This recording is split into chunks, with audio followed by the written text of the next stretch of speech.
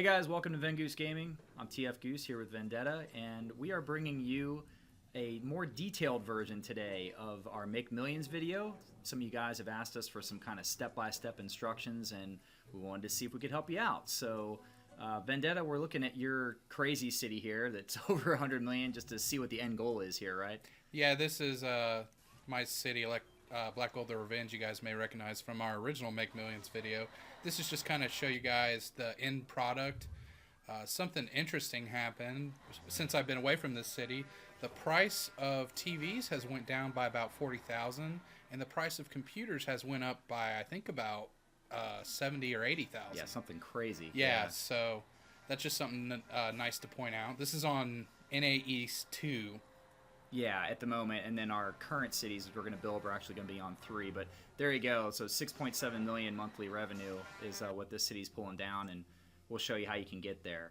So before, sort of as kind of like a precursor to getting started, one thing we did do was build a feeder city, and we even named it Feeder Town here for you. But the basic premise here is to just try to build a city in the region in the same cluster, like sharing the highway connection, with the plot that you're going to place your big crazy trade city on, so that you can provide power, water, and sewage, as well as other essential services and stuff to that area. That just saves you money, it saves you space in the city when you go for it. This is totally optional, but we went for it and thought it was a good plan.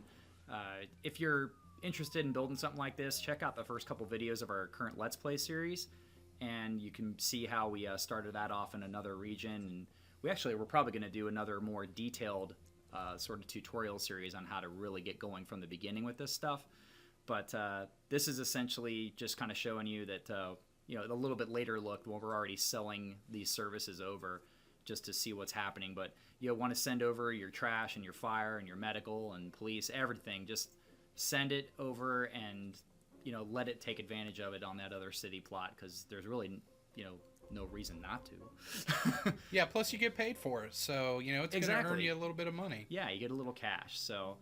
So here we are. As you can see here, this is step 1. Basically, you just want to find a nice flat area with a lot of oil. That's the center icon there. It's not the one with the drop on it. That's water. Something we learned early on.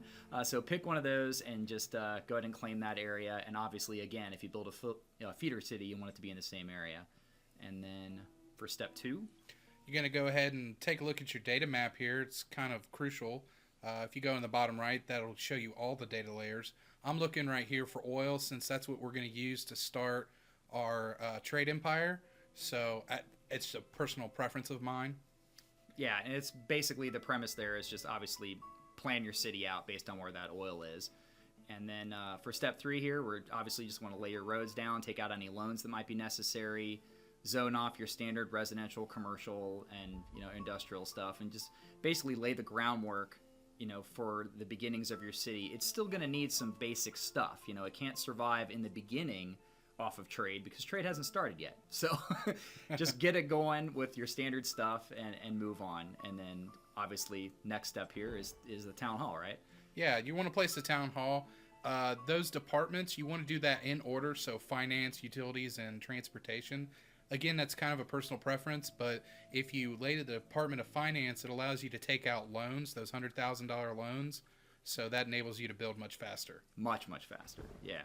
So then we just move on real quick here to step 5, which is where you really start the empire. You're going to start placing your oil wells and your trade depots, and it's really nice to actually kind of set those close to each other, because then the trucks don't have to go as far, right? Exactly. Yeah, so you want to set those up, put some nice storage lots down there to house your oil. And right now the current price is $9K. That's excellent, but that could go up, that could go down. But still, it's what you need to start with. Oil is generally the best one. And then here we're just flipping back over to our feeder city. Just again, kind of showing you a little the procedure here that's necessary to volunteer those service vehicles. Any of these that you send is ones that you don't have to provide in your main city. At least not for a while. It can catch up to you. Yeah, in the beginning, it's good to volunteer your vehicles, but eventually you are going to have to provide at least medical, fire, and police. in your own city. In our experience, it works okay to supplement it in the beginning, but as your city grows, you're going to have to provide that stuff yourself. So that's why it's important to get your trade started early so that you can finance those services. Exactly. So then moving on back over in the main city here, we're gonna keep going with the oil production, just laying a couple more oil wells and expanding those out. Keep going with exporting. Your goals here is you want to trade about 72 grand a day to unlock your next upgrade there, as well as extract 80,000 barrels of oil, to unlock the petroleum HQ. And those are the kind of the beginning trade buildings that you want to build in this empire, and that's what you're aiming for at that stage. So right here, I'm going to go ahead and plot my HQ. I've got 3 oil wells, 2 of which are maxed out at the moment. Just trying to get, that daily profit so I can hit there and go into the next stage. Yep. And then here, just showing you kind of a detailed thing. In order to get the trade HQ up, you do have to place 3 different storage lots on at least one trade depot. And that's just one of the prerequisites. Obviously, it's a good idea to go ahead and make those ones that you need, but really at 2,000 per lot, who cares? Even if you don't worry about it, it's not a big deal. So if you end up having to demo those later, who cares? It's not a horrible thing. But once you get that up, go ahead and plop the trade HQ, and you're ready to move on to step 9, which is working to upgrade those 2 buildings. Yeah, so I was sailing along quite nicely now that the price of oil is back to 9 grand a barrel, or 1,000 barrels, excuse me. And I'm looking at the refinery division. My personal preference is you want to lay down the refinery division because that's going to unlock fuel, which is currently selling for 36 grand per 1,000 barrels. And so that's going to make you a lot more money than just raw oil. Absolutely. And that helps you get up to the point where you're able to save up for these next couple of divisions, which is get that refining division here. Selling the oil actually unlocks this. So yeah, you can purchase that. This costs a total of 800 grand, I guess, for the refining division's 400. And then on the trade HQ here, you went ahead and picked up, what was it here? The petroleum division, right. That's another 400,000, but that's what gets you into that fuel territory so that you can really start going crazy. And then obviously immediately after that, you want to start plopping down your trade ports, actual ports, not depots. Put your freight rail in if you've got rail access, or the ferry, the shipping port that allows you to get stuff out as well. And then start planting down oil refineries to turn that oil into fuel and start sending that stuff out the door. This is where you really start making the money. Yeah, this gives you pretty much a license to print money. Yeah, it's kind of crazy. So, and even just from this, you'll see in a moment that it gets insanely profitable. But right here, your next step is to go for $2 million in daily profit so you can go for the electronics division. Now, this is if you even want to go for the electronics division.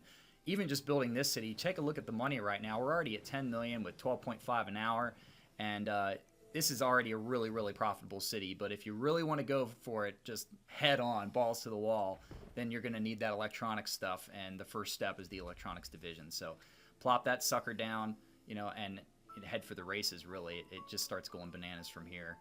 Yeah, I mean, guys, by all means, if you want to be completely done right here, this is a good place to stop. I mean, I'm making 2.2 million and 12.6k an hour. I mean, some people might say I'm done here. Exactly. But it's up to you. If that's not you though, and you want to keep going, then you move on to the next stage here, which is getting a community college in near your industry. In order to do the the processor factories, the consumer electronics division, you need to have at least level 2 industry buildings, at least 5, I think is what it takes. Yeah, they're referring to the tech level. Yeah, the tech level, exactly. And you get that by making some more educated sims, and the proximity of your educational buildings, being a community college or a university, to the industry actually impacts how fast those buildings do go up.